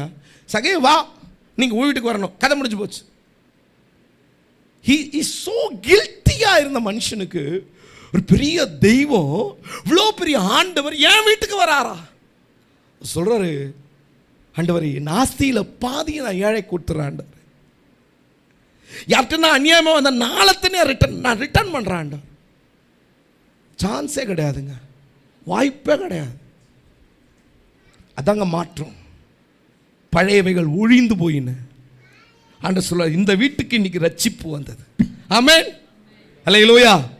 இன்னைக்கு நான் சொல்றேன், உங்க வீட்டுக்கு ஒரு பெரிய ரட்சிப்பை கர்த்தர் கட்டளையிட போகிறார். அல்லேலூயா சொல்லாமா? Yes, God is going to big salvation. ஒரு பெரிய ரட்சிப்பை உங்களுக்கு தரப்போகிறார். ஆமென். உங்க வீட்டில் ஒரு பெரிய மாற்றம் வரப்போகிறது. எத்தனை பேர் விசுவாசிக்கிறீங்க? அல்லேலூயா. But you need to take a decision. நீங்க தீர்மானம் எடுக்கணும். தீர்மானம் உங்களுடையது, செயல்பாடு உங்களுடையது. வேற யாரையும் குறை சொல்லாதீங்க. எங்க அம்மா பண்ண ஒரே தப்பு தான். சொந்தக்காரன் பார்க்குறான், ஜாதிக்காரன் பார்க்குறான், சமுதாயம் பார்க்குறான். நான் சொன்னேன், அம்மா இவன் யாருமே அவனுக்கு சோறு போடல. எங்க அப்பா எங்களை 8 வயசுல விட்டுட்டு போனார். அந்த வயசுல அந்த டெய்லர் மிஷினில் உட்காந்து தச்சு தான் வளர்த்தாங்க. நான் 18 வயசுல இயேசுவை ஏற்றுக்கும் போது அதான் கேட்டேம்மா, இத்தனை வருஷமா யாருமா உன்னை காப்பாற்றினது, யாருமா உன்னை காப்பாற்றினது? ஏமா அவங்களெல்லாம் பார்க்குற, இயேசுவை பாருமா, இல்லைடா அவங்களாம் ஒதுக்கிடுவாங்கடா, டே அவங்கள இதை பண்ணிவிடுவாங்கடா. மா ப்ளீஸ் தயவு செய்து புரிஞ்சுக்கோ. அருமையான தேவனுடைய பிள்ளைகளே, ஒரே ஒரு வாழ்க்கை, நம்ம இன்னொரு முறை பிறக்க போகிறது கிடையாது. ஒரே ஒரு வாழ்க்கை தான். இந்த வாழ்க்கை முடியறதுக்குள்ள நம்மக்கிட்ட மாற்றம் வரணும். பிரசங்க கேட்குறோம், வசனம் கேட்குறோம், எத்தனையோ கேட்குறோம். What is the changes? மாற்றம் வந்திருக்குதா? அன்னைக்கு சகை வாழ்க்கையில் மாற்றம் வந்தது. இன்றைக்கி உங்கள் வாழ்க்கையில் மாற்றம் வரணும்னா நீங்கள் தான் தீர்மானம் எடுக்கணும். நீங்கள் எடுக்க போகிற தீர்மானம், நீங்கள் செய்ய உங்களுக்குள்ளே வரப்போகிற மாற்றம் உங்களுக்கு மாத்திரமல்ல, உங்கள் முழு குடும்பத்துக்கும் உங்கள் வம்சத்தையும் 1000 தலைமுறை வரைக்கும் கர்த்தர் ஆசீர்வதிக்க வல்லவராக இருக்கார். கைகளை தட்டி ஆண்டவர் நன்றி சொல்வோம். ஹல்லேலூயா. That is the thing. அதுதான் ஆண்டவர் எதிர்பார்க்கிறது.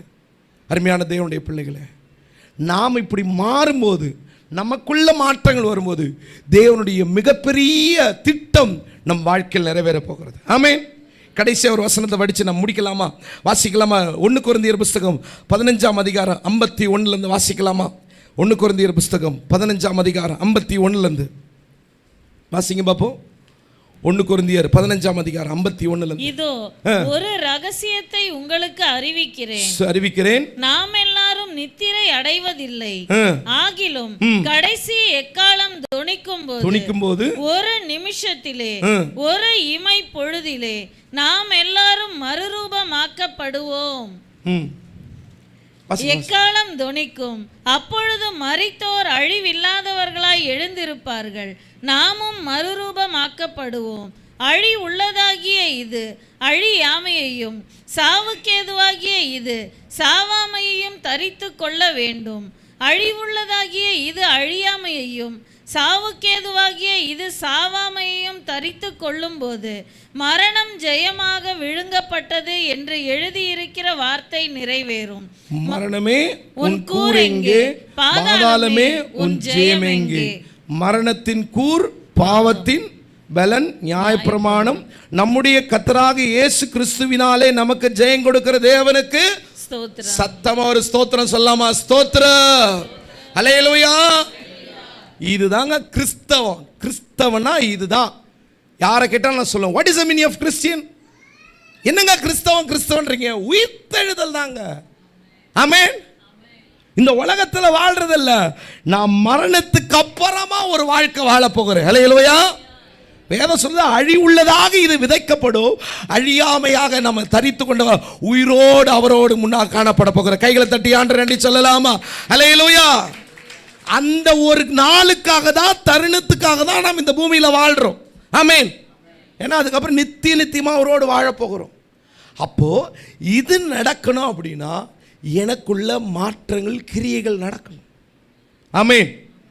நீங்கள் நான் வந்திருக்கிறதுல நோக்கமே இதுதான். ஏன்னா நம்ம இந்த உலகத்தில் நம்ம என்ன கிரியை செய்கிறோம்? சம்பாதிக்கிறோம், வேலைக்கு போகிறோம், சாப்பிட்றோம், குடும்பம் வந்தது போனது இதெல்லாம் பார்க்குறோம். ஆனால் தேவனுக்காக கிரியை செய்கிறோமா? கர்த்தருடைய பந்தியில் எடுக்க போகிறோம், நம்ம பந்தியை ஆசரிக்க போகிறோம், இதில் சேர்றோம், ஓகே குட், நல்லது. பட் நான் கிரியை செய்கிறேனா? நான் கர்த்தருக்காக என்ன கிரியை செய்கிறேன்? அண்ணா சொல்லுவாங்க, எப்படா ஓடுறேன்னுவாங்க. எனக்கும் உடம்பு தான் இருக்குது, மனுஷ உடம்பு தான் வலிக்குது. நெய்வேலியில் போய் லாஸ்ட்டு ஒரு 2 மாதத்துக்கு முன்னாடி மீட்டிங்கில் இறங்கும் போது அந்த ரோட்லேயே கேட்டார் அந்த பாஸ்டர், உண்மையாகவே உனக்கு உடம்பா இல்லை இதை இரும்பா அப்படின்னார். நான் உங்களை ஒரு மாதமாக உங்களை ஸ்டேட்டஸ்லாம் பார்க்குறேன், நீங்கள் எந்தெந்த ஊர்லாம் போகிறீங்கன்னு. அது எப்படி ஒரு ஊராக போகிறீங்க, என்ன விஷயம்? நான் சொன்னேன், ரொம்ப சிம்பிளாக சொன்னேன், இங்கேயும் ஒரு வழி இருக்குது, மனசுலேயும் ஒரு வழி இருக்குது, உடம்புலேயும் ஒரு வழி இருக்குது. இந்த மனசில் இருக்க வழி என்னென்னா, ஆத்மாலாம் அழிஞ்சு போகுது, பிள்ளைகள்லாம் இப்படி தவறான வழியில் போகிறாங்களே, இந்த வழி மனசில் இருக்குது. உடம்பு ஒரு பக்கம் வலிக்குது, நரம்பெல்லாம் இழுத்துக்குது. நேற்று கூட காலையிலேருந்து சாயந்தரம் வரைக்கும் செமினார் கிளாஸ் எடுத்துகிட்டு வந்திருக்கேன். இன்றைக்கி சாயந்தரம் ஒரு இடத்துல போய் பேசணும். உண்மையாகவே டயர்டாக இருக்குது, உண்மையாகவே பயங்கர பிரச்சனை. இதுக்குள்ள நான் சொல்ல மாட்டேன், எனக்கும் வலிக்குது, எனக்கும் பிரச்சனை இருக்குது, எல்லாம் உண்மை. பட் அதை விட மனசில் ஒரு வலி இருக்குது. ஹல்லேலூயா. அந்த வலிக்காக நான் கிரியை செய்கிறேன். தயவு செய்து இந்த விபிஎஸ் எல்லாம் முடிஞ்சுது, இதோட கதை முடியல. சண்டே ஸ்கூல் வேணும். என்ன வேணும்? சத்தமாக சொல்லுங்களேன். ரொம்ப இல்லைங்க, உங்கள் வீடுகளில் ஒரு 2 பிள்ளை 5 பிள்ளைய அவங்க வாரத்தில் ஒரு நாள் உட்கார வச்சு ஒரு வசனம், ஒரு வேத பகுதி, ஒரு பாட்டு, 1 மணி நேரம். நீங்கள் நினச்சிங்கன்னா உங்கள் வீட்டிலையே உங்கள் தெருவிலையே அழகாக ஒரு 5 பிள்ளை போதும். 5 2 3 நான் 2 பிள்ளை தான் கூட நானும் கிளாஸ் எடுப்பேன். கிரியை செய்யணுமே, பந்தியில் கை வைக்கிறோமே, அப்படியா சரீரத்துக்கு அடையாளம் அப்பம் திராட்சரசம் இதெல்லாம் கை வைக்கிறோமே, உயிர் தெழுதலை வரணும்னு தானே இதெல்லாம் எடுத்துக்கிறோம். இதில் நான் எப்படியாவது ஆண்டவரை நினைவு கூறுகிறோம். ஆண்டவரே என்ன கர்த்தர் மகிமையில் வரும்போது என்னை எடுத்துக்கொள்ளணும்னு ஆசைப்படுறோம். நல்லது. பட் நான் என்ன கிரியை செய்கிறேன் கர்த்தருக்காக? நான் கொடுக்கறது வேற, நான் ஜெபிக்கிறது வேற, நான் சபைக்கு வருகிறது வேற. இதை தாண்டி நான் என்ன கர்த்தருக்காக கிரியை செய்கிறேன்? தயவு செய்து கொஞ்சம் யோசிச்சு பாரு. உங்கள் வீடுகளில், ஜஸ்ட்டு உங்கள் வீட்டில், உங்கள் தெருவில் ஒரு வீடு, ஒரு 5 பிள்ளை, ஒரு 2 பிள்ளைய வச்சு வாரத்தில் ஒரு நாள், திங்கக்கிழமையோ செவ்வாய்க்கிழமை புதன்கிழமை ஏதோ ஒரு நாள் ஒரு சண்டே ஸ்கூல். என்ன எல்லாருமா பார்க்குறீங்க? அதுக்கு தான் வந்தேன். ஏன்னா விபிஎஸோடு என் பிள்ளைங்களை காணாமல் போயிடுறாங்க. அதுக்கப்புறமா சண்டே ஸ்கூலுக்காக நாங்களும் தெருவாக யார் கூப்பிட்டாலும் யார் அனுப்ப மாட்டுறாங்க. அதான் பாஸ்ட் அடிக்கடி சொல்வார், சினிமா தேட்டருக்கெல்லாம் பிள்ளைகளை அனுப்புகிறாங்க, கெட்டு போகிறதுக்கெல்லாம் பிள்ளைகளை அனுப்புகிறாங்க. சண்டே ஸ்கூலுக்கு வா சொன்னால், அங்கே நல்லது சொல்லித்தர ஆனால் வா சொன்னால் யாருமே ஒத்துழைக்க மாட்டாங்க. அருமையான தேவனுடைய பிள்ளைகளே, ஒரு ஹம்பிளாக சொல்கிறேன், தாழ்மையாக கேட்டுக்கொள்கிறேன். இந்த கடைசி நாட்களில் தமிழ்நாடு முழுக்க சண்டே ஸ்கூல் டோட்டலாக இல்லாமல் போயின்னு இருக்குது. அவுட்டோர் சண்டே ஸ்கூல் கிடையாது. சண்டே ஸ்கூல் இல்லை அப்படின்னா நாளை எதிர்கால சபையில் வயதான தாத்தா பாட்டி உட்காந்துருப்பாங்க, வாலிபர்கள் இருக்க மாட்டாங்க, பெரியவங்க இருக்க மாட்டாங்க, எல்லாம் முடிந்தது. ஒரு காலத்தில் இங்கிலாந்து தேசத்தில் அங்கேருந்து மிஷினரிகளை அனுப்புனாங்க. இன்றைக்கி அதே இங்கிலாந்து தேசத்தில் என்ன தெரியுமா வாண்டட்? Pastors wanted. சபையை நடத்த ஊழியர்கள் தேவை. சபையை வாடகை விட்டாங்க, ஏன்னா நடத்த ஆள் இல்லை, விலை அதிகம், மெயின்டெனன்ஸ் பண்ண முடியல. அதனால் வேறு புக் செல்லராக, ஒயின் ஷாப்பாக எதுக்கோ வாடகை விட்டு அதில் சம்பாதிக்கிறாங்க. அருமையான தேவனுடைய பிள்ளையே, கட்டிடம் அல்லங்க, இந்த கட்டிடத்துக்குள்ள ஆத்துமாக்கள் வேண்டும். இது நம்ம வெறும் இப்போ இன்னும் அடுத்த வாரத்தில் 2 சர்வீஸ் ஆரம்பிக்க போகுது. ஆனால் என் சண்டே ஸ்கூலுக்கு மட்டும் இடம் இல்லையே. நான் எல்லாரையும் நான் சர்ச் கொண்டு வரணும்னு சொல்ல, உங்கள் தெருக்களில், உங்கள் வீடுகளில் நீங்கள் பாஸ்டர்கிட்ட சொன்னீங்கன்னா, திறந்து கொடுத்தீங்கன்னா, உங்களுக்கு நான் ஒரு கிளாஸ் கூட எடுத்துறேன். இங்கே எப்படி நடத்தணும், ரொம்ப சிம்பிள். 1 hour தான் கிளாஸ். ஒரே 1 மணி நேரம், ஒரு பாட்டு, ஒரு வேத பகுதி, அழகாக நடத்தலாம். நான் இந்த ஊழியத்தை 20 வருஷத்துக்கு மேலே செய்கிறேங்க, சந்தோஷமாக செய்கிறேங்க. ஏன் தெரியுமா? பெரியவங்க கிட்ட எவ்வளோதான் பேசி என்னதான் நடக்குமா தெரியாது. ஆனால் என் குழந்தைங்கிட்ட ஒரே 1 மணி நேரம் அழகாக பேசினா போதும், வருங்கால தலைமுறையே நம் கர்த்தருக்காக ஆதாயம் பண்ணலாம். ஹல்லேலூயா, ஹல்லேலூயா. நீங்கள் கிரியை செய்வீர்கள் என்றால் நிச்சயமாக ஒருவரும் கிரியை செய்யக்கூடாத ராக்காலம் வரப்போகிறது. பழையவைகள்லாம் ஒழிந்து போக போகிறது. புதிய வானம் புதிய பூமியெல்லாம் காத்திருக்கிறது. கர்த்தரோட மகிமையில் எடுத்துக்கொள்ளப்பட போகிறோம். அதெல்லாம் நடக்கிறேன்னா இந்த பூமியில் நான் கிரியை செய்யணும். இன்னைக்கு பந்தியில் கை வைக்கிறது ஒரு நிமிஷம் யோசிச்சு பாருங்க. உங்கள் வாழ்க்கையில் கர்த்தருக்காக என்ன கிரியை செய்கிறீங்க? கர்த்தருக்காக ஏதாவது ஒரு வேலையை செய்கிறீங்களா? இந்த சின்ன பிள்ளைகளுக்காக சண்டே ஸ்கூல் ஊழியம் செய்யணும். உங்களை தயவு செய்து தாழ்மையாக கேட்குறேன். உங்கள் வீடுகளை திறந்து கொடுங்க. ஒரு தெருவில் ஒரு விசுவாசி வீடு திறந்து கொடுத்தா கூட அந்த வீட்டில் ஒரு 5 பிள்ளை 10 பிள்ளை வச்சு வாரத்தில் ஏதாவது ஒரு நாள் சண்டே ஸ்கூல் எடுக்கிறதுக்கு நாங்கள் ஆயத்தமாக இருக்கிறோம். இதை கொஞ்சம் மனதில் வைத்து ஜெபியுங்கள். உங்களை ஓப்பனாக கேட்குறேன். ஏன்னா இன்றைக்கி சண்டே ஸ்கூல் ஏதோ விபிஎஸ் கிறிஸ்மஸ் டைமில் மட்டும் நம்ம பிள்ளைகளை பார்ப்போம் அப்படின்னா நாளைக்கு எதிர்காலம் மிகப்பெரிய ஒரு கேள்விக்குறியாய் மாறும். கொஞ்சம் எல்லாம் எழுந்து நின்று ஆண்ட சமூகத்தில் நம்ம ஜெபிக்க போகிறோம். ஆண்டவரே உமக்கு நன்றி செலுத்துகிறோம் ஆண்டவரே. தகப்பனே நன்றியோடு உம்மை துதிக்கிறேன்ப்பா. ஒருவன் கிறிஸ்துவ கொழுந்தால் புதிய சிருஷ்டியாக இருக்கிறான், பழையவைகள் ஒளிந்து போயின, எல்லாம் புதிதாயின என்ற வேதம் சொல்கிறது. ஆண்டவரே இயேசுவின் நாமத்தினால எல்லார் வாய்களை திறந்து ஜெபிக்கலாமா? ஆண்டவரே பழையவைகள் ஒழிந்து போயின ஆண்டவரே. இந்த நாளில் கேட்ட வார்த்தையின்படி ஆண்டவரே எத்தனையோ சத்தியங்களை கேட்டிருக்கிற ஆண்டவரே எங்க வாழ்க்கையில பழையவைகள்லாம் ஒழிந்து போகட்டும் ஆண்டவரே. ஜெபம் பண்ண ஒரு 2 நிமிஷம். Let's open mouth and let's pray. எல்லா வாய்களை திறந்து, நீங்கள் மௌனமாக இருக்கிற நேரம் இல்லை, வாய்களை திறந்து ஜெபிங்க பார்ப்போம். உங்ககிட்ட தேவன் என்ன எதிர்பார்க்கிறார், உங்களிடத்துல தேவன் என்ன அறிவுறுத்துகிறார், தேவன் உணர்த்துகிறார், தேவன் உங்களோடு பேசுகிறாரோ அந்த காரியத்தை தேவ சமூகத்தில் அறிக்கையிட்டு ஆண்டவரோடு ஒப்புரவாகுங்க, ஆண்டவரோடு சீர் பொருந்துங்க. கர்த்தர் இந்த கால வேளையில் உங்களோடு இடைபடுவாராக. அருமையான தேவனுடைய பிள்ளை, எத்தனையோ ஆண்டுகளாக சபைக்கு வருகிறீங்க, ஏதாவது உங்கள் வாழ்க்கையில் மாற்றம் வந்திருக்குதா? கோபம், எரிச்சல், சண்டை வந்தது போனது, தேவையில்லாத கர்த்தருக்கு பிரியமில்லாத எதெல்லாம் நீங்க விட்டுருக்கீங்க? விடலைனா இன்னைக்கு ஒரு தீர்மானம் எடுங்க. பழையவைகள் ஒழிந்து போயின, எல்லாம் புதிதாயின. அருமையான தேவனுடைய பிள்ளை, ஒரு 2 நிமிஷம் கொஞ்சம் உங்களை நீங்களே அறிந்து பாருங்க. தன்னைத்தான் நிதானித்தான் நியாயம் தீர்க்கப்படான் என்ற வேதம் சொல்லுது. கர்த்தருடைய பந்தியிலலாம் சேர போறீங்க. ஏதாவது மாற்றம் வந்திருக்கா? நாடகத்தை விட்டுருக்கீங்களா? சினிமா விட்டுருக்கீங்களா? கெட்ட வார்த்தைகளை விட்டுருக்கீங்களா? கோபம், எரிச்சலை விட்டுருக்கீங்களா? உங்ககிட்ட ஏதாவது சேஞ்சஸ் வந்திருக்குதா? கொஞ்சம் யோசிச்சு பாருங்க. சித்தனாலாம் வேணாம், வாக்குவாதெல்லாம் வேணாம், சண்டையெல்லாம் வேணாம். கர்த்தர் நமக்கு ரெகோபத்தை வச்சிருக்க. கொஞ்சம் பொறுமையா இருங்க. நிச்சயமா ஆண்டவர் பெரிய மாற்றத்தை தருவார்.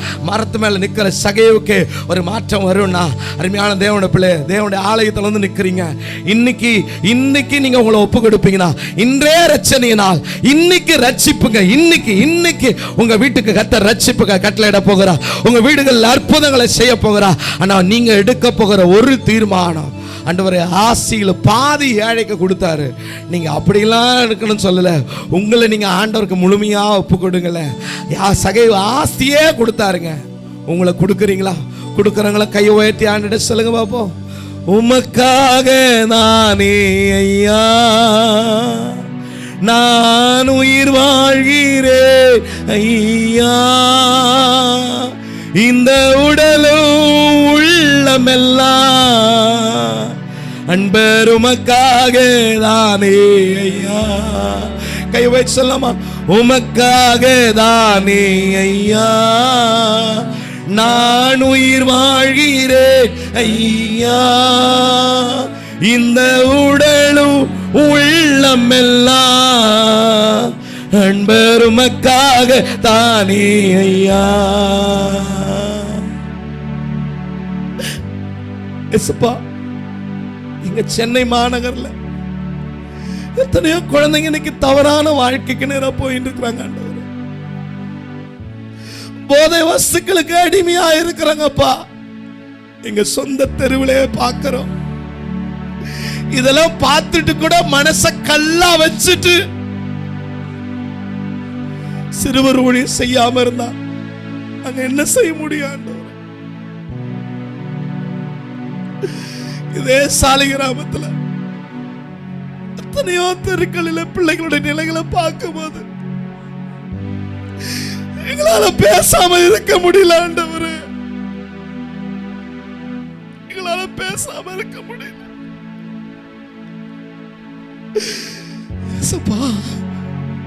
இங்க வந்திருக்க ஒவ்வொருத்தரோட பேசுங்க ஆண்டவரே. ஒவ்வொருத்தருக்கும் ஒருத்தர் வீடு திறந்து கொடுத்தா கூட ஒரு 5 பிள்ளைக்கு சண்டே ஸ்கூல் எடுக்கலாமே ஆண்டவரே. என் பிள்ளைய மட்டும் நான் பரிசுத்தமா வாழ நடத்துறேன். ஆனா என் தெருவில் இருக்க பிள்ளைகளை கெட்டு போகிறாங்களே, என் தெருவில் இருக்கிற பிள்ளைகளுடைய பிராணனுக்கு நான் என்ன உத்தரவாதம் கொடுப்பேன்? ஆண்டவரே, எனக்கு உதவி செய்யுங்கப்பா. கொஞ்சம் வாய்களை திறந்து ஜெபிக்கிறீங்களா? உங்க தெருவில் இருக்க பிள்ளைகளுக்கு ஒரு நிமிஷம் ஜெபிங்களா பாப்போம். உங்க பிள்ளைகளுக்கெல்லாம் எப்படி ஜெபம் பண்ணுவீங்க? உங்க பிள்ளைகளுக்கெல்லாம் எப்படி கதறுவீங்க? உங்க கண்ணுக்கு முன்னாடியே அந்த தெருவில் அந்த பிள்ளைங்க சிகரெட் பிடிக்கிறாங்க, அந்த பிள்ளைங்க கஞ்சா யூஸ் பண்றாங்க, அந்த பிள்ளைங்க தவறான வாழ்க்கைக்கு நேராக போகிறாங்க. உங்களை சின்ன வயசுல கர்த்தருக்கு நேரா நடத்தினா அந்த பிள்ளைகளை காப்பாத்தலாமே, அந்த பிள்ளைகளுக்காக அந்த வீடுகளை திறந்து கொடுக்கலாமே. உங்க வாழ்க்கையில ஒரே ஒரு நாள், ஒரே ஒரு மணி நேரம் கர்த்தருக்காக கிரியை செய்ய முடியாதா? கர்த்தருக்காக கிரியை செய்ய முடியாதா? I don't want to meet me. உங்களை யாரையும் உணர்ச்சி வசப்படுத்துறதுல இது என்னோட வலி. குழந்தைகளுக்கு யாருமே செய்ய மாட்டாங்க ஆண்டவரே. சர்ச்சு மட்டும் கட்டிக்கிறாங்கப்பா, பெரிய பெரிய கூட்டம்லாம் வருகிறாங்க. என் குழந்தைய மட்டும் பார்க்கறதுக்கு யாருமே வர மாட்டாங்க ஆண்டவரே. ஆண்டவரே, இங்க இருக்கிற ஒவ்வொருத்தருக்காக நான் ஜெபிக்கிறேன் ஆண்டவரே. அவங்க உள்ளத்துல பேசுங்க ஏசப்பா. வேலைக்கு போறேன், எனக்கு வேலை நேரம் இல்லை, எனக்கு வேலை வேலை வேலைன்னு ஓடுறாங்க. ஒரே ஒரு மணி நேரம் என் பிள்ளைகளுக்கு ஒரு சத்தியத்தை சொல்லி கொடுத்தா, ஐயோ ஒரு தெருவில் ஒரு சண்டே ஸ்கூல் நடந்தா கூட ஐயோ நூற்றுக்கணக்கான பிள்ளைகளை சந்திக்கலாமே ஆண்டவரே. உதவி செய்யுங்கப்பா. இங்க வந்திருக்க எல்லாரோட பேசுங்க ஆண்டவர். இந்த ஆடியோ கேட்கிற, இந்த ஆன்லைன்ல கேட்கறவங்களுக்கு நான் ஜெபிக்கிறேன். ஏன் ஒரு அவுட்டோர்ல போய் ஒரு சண்டே ஸ்கூல் நடத்தக்கூடாது ஆண்டவர்? ஐயோ குழந்தைங்களை காப்பாற்றணுமே, அவங்களுக்காக ஜெபிக்கணுமேன்னு ஒரு பாரம் வரட்டும் ஆண்டவர். இந்த கரத்துல ஒப்பு கொடுக்கிறேன் ஆண்டவர். நீங்க உங்களோடு பேசுங்க. நீங்க சொன்னீங்க, நான் சொல்லிட்டேன், என் கடமை முடிஞ்சது ஆண்டவர். என் கைகளை உங்களுக்கு நேராக உயர்த்துகிறேன் ஏசப்பா. ஆண்டவரே, இந்த தெருவில், இந்த சாலி கிராமத்தில், இந்த வடப்பள்ளியில, இந்த சபை விசுவாசி வருகிற ஒவ்வொரு தெருவில் இருக்க ஒவ்வொரு பிள்ளைகளோட ரத்தத்தையும் இவங்க கிட்ட கேளுங்க ஆண்டவர். உங்களுடைய கரத்தில் ஒப்பு கொடுக்கிறேன் ஏசப்பா. யார் யார் உள்ளத்தில் நீங்க பேசுனீங்களோ, யார் யார் தங்கள் வீடுகளை திறந்து கொடுத்து சண்டே ஸ்கூலுக்கு சரி என்று சொல்லுகிறார்கள், நடத்த ஒத்துழைக்கிறார்களோ, கர்த்தர் அவர்களை ஆசீர்வதிங்க. அவருடைய சந்ததிகளை பலுகி பெருக பண்ணுங்க.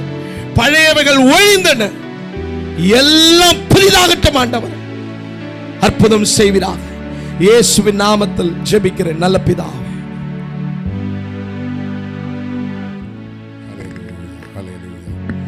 எத்தனை பேர் உங்களுடைய வீடுகளில் சண்டே ஸ்கூல் நடத்துறதுக்காக, அதற்காக நான் என்னுடைய வீட்டை திறந்து கொடுக்குறேன்னு சொல்கிறவங்க, நீங்கள் ஒப்பு கொடுக்குறீங்கன்னா உங்களுடைய கரங்களை உயர்த்துங்க. வாரத்தில் ஒரு நாள் 2 பிள்ளையோ 3 பிள்ளையோ எங்கள் தெருவில் இருக்கிற பிள்ளைகளை நாங்கள் வீட்டுக்கு அழைக்கிறோன்னு சொல்கிறவங்க, ஒன்று ஹல்லேலூயா, ஸ்தோத்திரம் ஸ்தோத்திரம். ஒப்பு கொடுத்துருக்க பிள்ளைகளுக்காக செபிக்கிறேன். ஹல்லேலூயா ஹல்லேலூயா. நீங்கள் ஒருவேளை நீங்கள் அது சம்மந்தமாக ஏதாவது சந்தேகம் இருக்கும்னா நீங்கள் வந்து என்னிடத்தில் கேட்கும்படி அல்லது ஃபோன் பண்ணி கேட்கும்படி அன்போடு கேட்டுக்கொள்ளுகிறேன். சிலருக்கு வாஞ்சை இருக்குது, ஆனால் அதுக்குரிய வீட்டு வசதிகள் சூழ்நிலைகள் இல்லைன்னு நீங்கள் சொல்லலாம். ஆனாலும் ஒருவேளை அது கிளாஸ் எடுக்க உங்களுக்கு விருப்பம்னா உங்களுக்கு நாங்கள் வேறு இடத்துல எடுக்கிறதுக்கு உங்களுக்கு நாங்கள் வாய்ப்புகளை ஏற்படுத்தி கொடுப்போம். தயவுசெய்து முன்பாக நீங்கள் முடிந்ததுக்கப்புறம் வந்து நீங்கள் பேசுங்க. கர்த்தர் ஆசீர்வதிப்பார். ஹல்லேலூயா ஹல்லேலூயா ஹல்லேலூயா. அப்படியே ஆண்டவரை ஸ்தோத்திரம் பண்ணுங்க. ஹல்லேலூயா ஹல்லேலூயா. ஒருவன் கிறிஸ்துவுக்குள் இருந்தால் புது சிருஷ்டியாக இருக்கிறான். ஹல்லேலூயா ஹல்லேலூயா. ஒரு பழைய ஒரு தீர்மானம் நமக்குள்ளே இருக்கும். ஏதோ ஒரு பேட்டர்னில் நம்ம வாழ்க்கையை அப்படி அமைத்து வைத்திருப்போம். அப்படியே இருப்பேன், என் வாழ்க்கை முறை இப்படி தான் இருக்கும், இப்படி தான் நான் வாழுவேங்கிறது இல்லை. தேவ பிள்ளைய ஒவ்வொருத்தரையும் ஆண்டவர் கணக்கு கேட்பார்.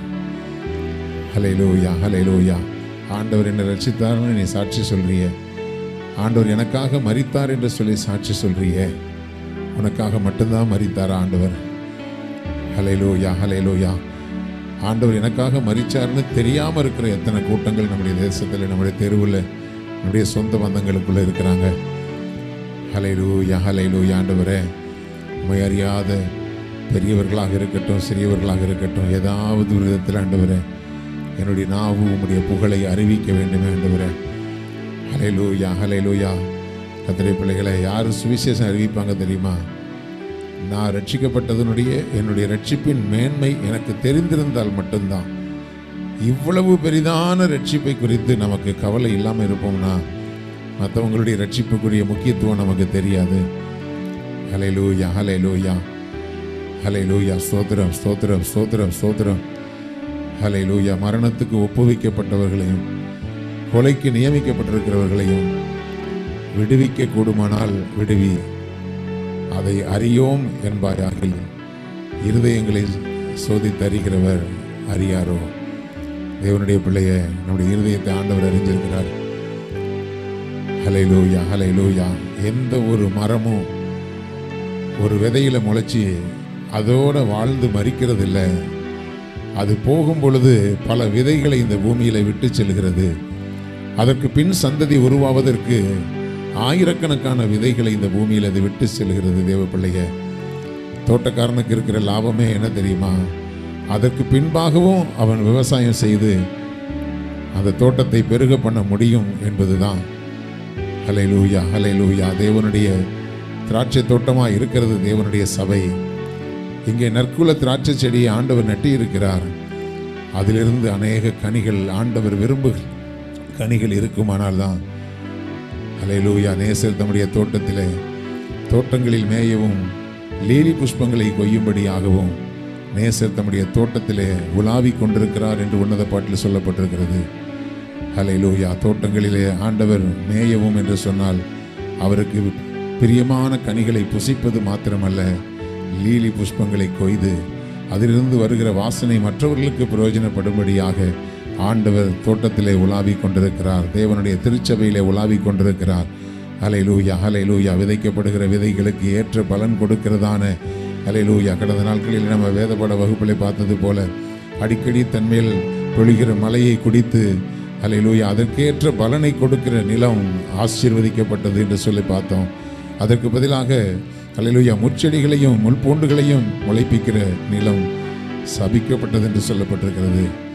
ஹல்லேலூயா, ஹல்லேலூயா. ஆண்டவரே, ஹல்லேலூயா. அடிக்கடி பெய்கிற மழை, தேவனுடைய வசனம், ஹல்லேலூயா, கர்த்தருடைய வசனமாகிய விதை இந்த தோட்டத்தில் விதைக்கப்படுகிறது.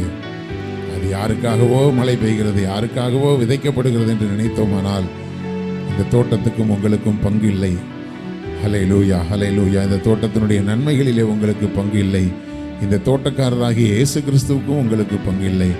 ஏதாவது ஒரு விதத்தில் ஆண்டவரே உமக்காக நான் செயல்படணும். ஆண்டவரே, ஒப்பு கொடுக்குறவங்க அப்படியே வலது கரத்தை உயர்த்துங்க. கர்த்தர் உங்களுக்கு ஆலோசனை கொடுப்பாரு. எந்த விதத்தில் நான் கர்த்தருக்கு பிரயோஜனமாக இருக்கிறேன்.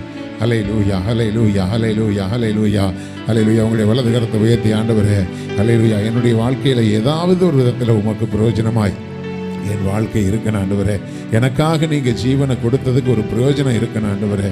ஹல்லேலூயா. பலன் கூடாத ஒரு திராட்சை செடியை போல நான் இருக்கக்கூடாது ஆண்டவரே.